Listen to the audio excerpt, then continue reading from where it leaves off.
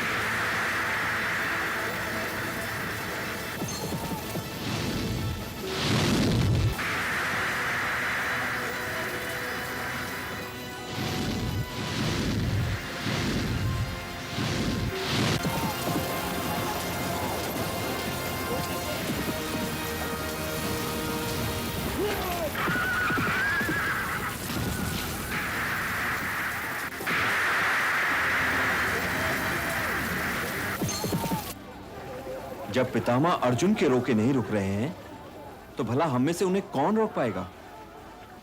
मुझे आज्ञा दीजिए ज्येष्ठ पिताश्री। तो ठीक है, जाओ वत्स। चलो सारथी।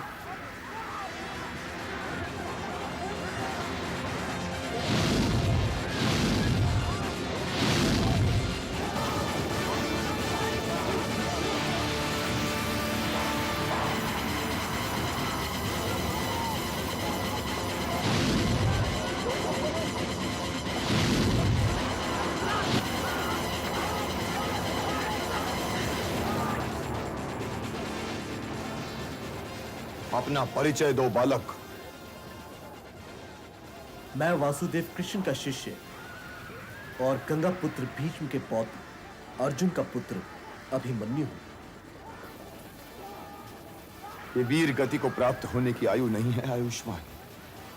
वीर गति को प्राप्त होने की कोई आयु नहीं होती पितामह, और यदि होती हो तो मैं कदाचित अभी उस आयु तक नहीं पहुंचा हूं। किंतु आप तो उस आयु की सीमा को पार कर चुके हैं पितामह, और फिर यह तो किसी भी योद्धा के लिए बड़े सौभाग्य का अवसर है कि उसे अपने जीवन का पहला युद्ध आपसे करना पड़े। इसलिए मुझे आज्ञा के साथ साथ आशीर्वाद भी दीजिए पितामह। हे विधाता, तू किस किस को मेरा प्रतिद्वंदी बना रहा है? सावधान वत्स, सावधान।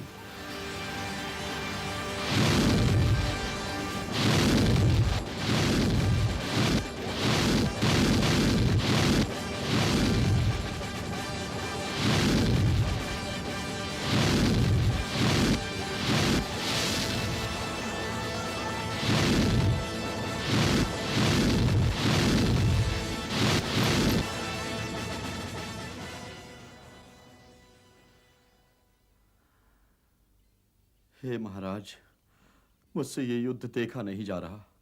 क्यों? क्यों? क्या हमारी सेनाओं के पांव अभी से उखड़ने लगे? नहीं महाराज। तो मेरे पुत्र तो सुरक्षित है ना? जी महाराज। यदि मेरी सेनाओं के पांव भी नहीं उखड़ रहे हैं और मेरे पुत्र भी सुरक्षित हैं, तो फिर क्या नहीं देखा जा रहा है तुमसे?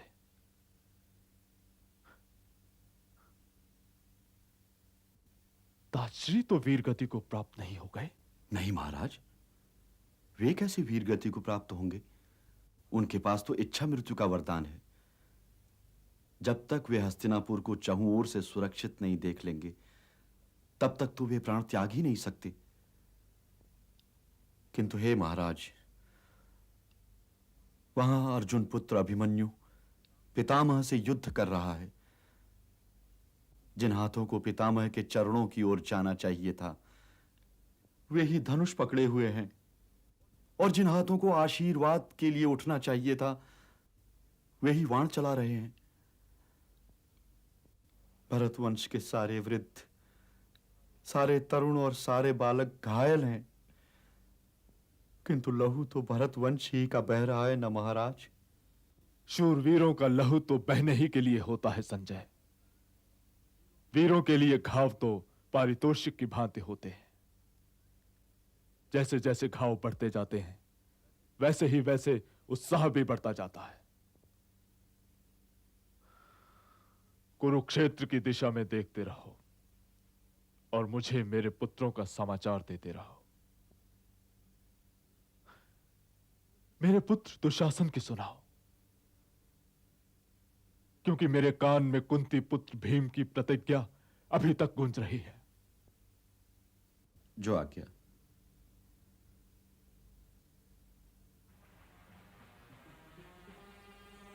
इस समय तो राजकुमार दुशासन का युद्ध माद्री नंदन नकुल से हो रहा है महाराज।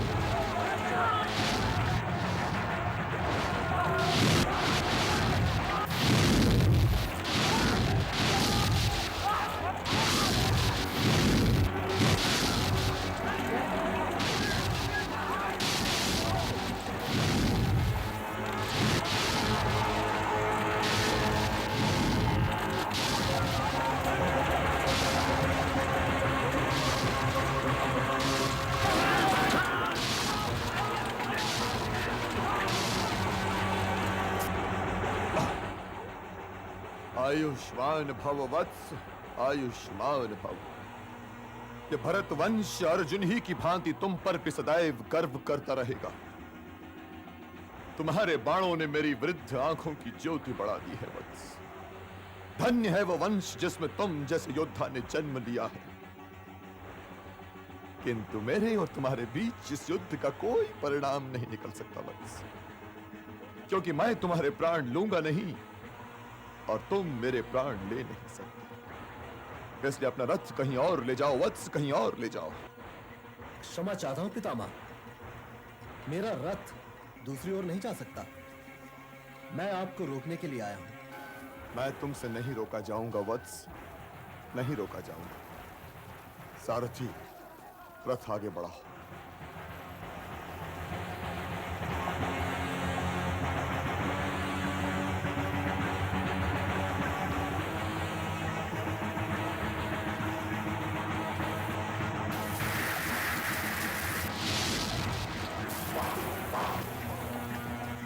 अर्जुन!